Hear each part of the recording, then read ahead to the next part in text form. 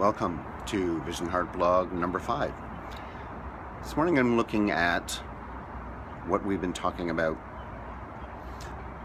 The mind that is incapable or unwilling, and there's an important difference, to look at new ideas, to accept new ideas, to take in new concepts, new ideas, new feelings, new experiences, new paradigms. I like to think of the mind as a cell, a living organism. The more I think we think of the mind as a living organism, I think the more we can see how it has an organic relationship to other cells around it and how all those cells fit together to form an organ, to form a body, and so on. The cell, in order to survive properly, to work, to function properly, is permeable. It has a membrane that has a boundary. We could think of this as the healthy ego, and an unhealthy ego as the membrane that has become impermeable, that has become stiff, that has become impenetrable. While the impenetrable membrane keeps viruses and various germs and so on out of the cell, it also keeps out nutrients and beneficial beneficial substances from entering into the cell. The cell functions well when there is a balance of toxins, wastes, and so on, things that the cell can't use when it goes out of the cell. The cell wall recognizes these things as wasteful and pushes them out. The cell pushes them out of the cell. The outer membrane of the cell has receptor sites that knows what's good for it and recognizes those things and sends them in, and so on. If we think of the impermeable cell wall, then we're looking at an unhealthy state. This is directly, I think, metaphorical to or analogous to the mind that holds onto a fixed point of view, a fixed singular reality, where their fixed singular reality is the totality of reality. This is not healthy. There's a very interesting book by a man named Chilton Pearce. I mentioned it in the first blog, and it's a classic book, and it's called The Crack in the Cosmic Egg. This is it. Pearce was very revolutionary with this book, and it took him many years to write it. And the main idea behind the book is that the cosmic egg was analogous to ourself, our worldview, our totality of reality.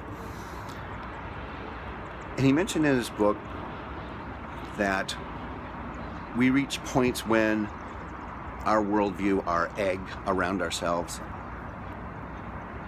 becomes something that's not functioning anymore, that becomes sealed and set. And once it's sealed and set, there's no inflow, there's no outflow, and so on. There's no learning, there's no developing, there's no growing, and so on. So in a sense, it's kind of a dead state, and it's a dangerous state. And people can live in that state for the whole of their lives. Frightened people who won't take in something new, who are unwilling to accept something different, are very much encased in a hard egg, shall we say, a shell of a very fixed idea. If we're going to be healthy, Pearce says, we need to crack that egg. We need to crack it open and take in something startling, something new, something that shifts us, something that gives us a period, a very open period, where so many new things come in, and we expand, we grow, we change, and so on. Now, if you're frightened of change, if you're frightened of growth and so on, you're not going to let that crack happen. But sometimes life will do it to us. A sudden death of a loved one, sudden loss of a job, loss of money, loss of home, something really traumatic, natural disasters and so on, that cracks the shell open and causes a trauma, a crisis. And this is something that I was thinking about, a sequence that might be interesting to think of. Belief, crisis, collapse. And I think this is an interesting mechanism. We have a belief system for a while. Something causes a crisis, and then we collapse, and so on. And then it's all up for grabs, and so on. we probably quickly pull together what works for us very well, and then the rest is where we're learning because we've been shifted or pushed into something that's going to make us have to take in something new. Pearce is interesting in his comments. I think he talks about this busting open of the shell, this busting open, this new paradigm coming into a mind and so on. But he warns us, and I think he's probably correct, that these traumas, these cracks in our cosmic egg are temporary because the egg has a tendency to seal up and ossify again. So this is a process that we need to be wary of in our lives, that as soon as we're fixed, we're not living a healthy relationship with anymore. We don't have a healthy cellular metabolism with the rest of existence, and so on. We're not letting enough of the good things in, and we're not letting enough of the bad things out either, and so on. So it's an interesting thing. I was thinking about this in terms of also something interesting that I saw when I was in India.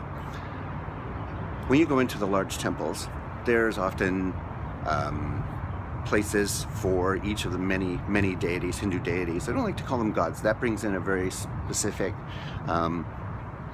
connotation for Western people. Let's call them deities. We'll get into that later. In these temples, there's often an image of, even if it's not the main deity for the temple, there's very often an image of Ganesh. Ganesh is the elephant-headed god that you see. He's rather rotund and he's very jolly, and he loves to be amused and so on. And I saw people in front of the Ganesh shrine standing and with bended knees and bouncing up and down and banging their heads with their fists. And I asked an old man who was a very good friend of mine, who was kind of my guide as well. His name is Tata, and we'll certainly be talking about Tata in the future. I asked him, I said, what is that? Why? That's a rather odd gesture. I've never seen that before.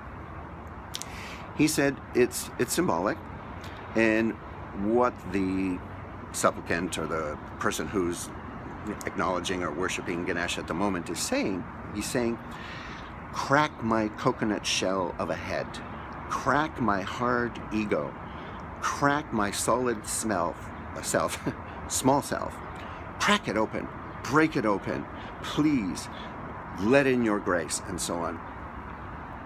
So this is so important, and I thought it was a fantastic gesture, and I thought it was a fantastic thing, a very clear thing for people to be doing.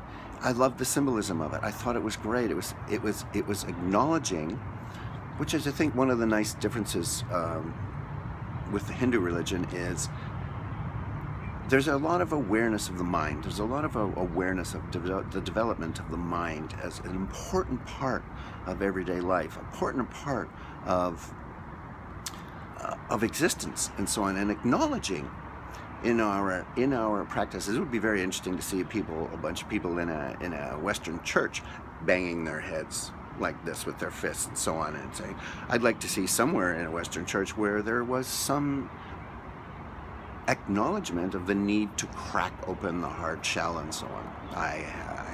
Perhaps there are, but I haven't seen wild gestures like that. Anyways, the symbolism is what's important here. Cracking open that shell, cracking open that, is perhaps maybe something, pushing metaphors perhaps maybe a little too much here. Just helps to open up that shell, helps to open that up, and so on. And by addressing a deity, so to speak, and asking for the deity's grace, we could say would be symbolic for people who don't like terms like grace and so on, as being just an awareness of something bigger than ourselves. I think it's important that we learn how to do this. I think acknowledging itself that we have this shell and being aware that the shell is closing us in from time to time is the beginning of awareness. Thank you so much. See you next time.